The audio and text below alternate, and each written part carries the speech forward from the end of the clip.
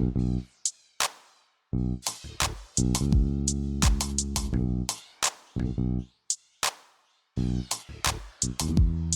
out the way.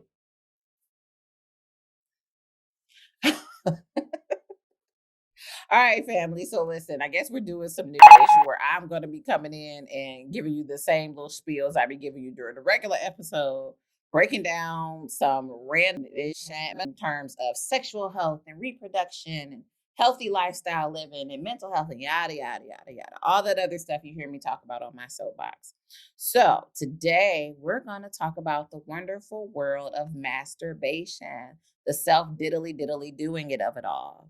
So I want to start off here though. Does anybody know why cereal has a reason to be in the conversation about masturbation? I'll wait. Class, feel free to consider your answers. If you guess that cereal was actually created in order to keep people from themselves, then you would be correct. The reason why Kellogg, the actual man, not, like what's a Kellogg based cereal? Is Frosted Flakes Kellogg? I don't know, whatever. But the reason why Kellogg actually created cereal was because he felt that in order to get into heaven, you had to have a pure body. And part of having a pure body meant not touching yourself or other people, obviously. But he also included not touching yourself, so no masturbation. Apparently, there was a connection for him about refined grains and how refined grains help people have enough of the internal fiber and sustenance necessary. And it actually would stave off the urge to touch yourself.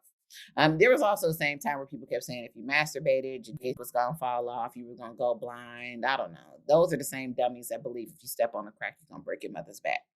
But when he created the cereal, he also created things like sanitariums, believe it or not. So if you ever heard of sanitarium, it's because of the root word sanitize, to be something is going to be cleansed.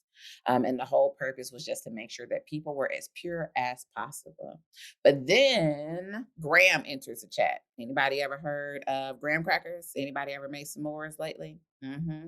He was doing the same issue. He believed in the same component that if you mill grain too much, you lose the nutritional value and substance of it all, which is actually true. We know this to be true. But part of it is to make sure that we also have this pure lifestyle.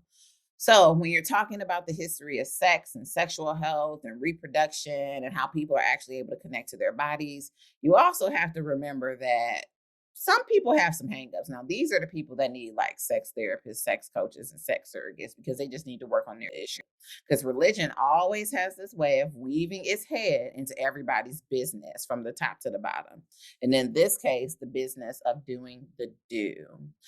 There's actually a video that really explains a lot of this stuff. Of course, I cannot think of it, but we will drop that information down in the description in case you want to watch a longer video that I typically show my classes that really explains some of the stuff. It even has pictures and blah, blah, blah, and things you can check out.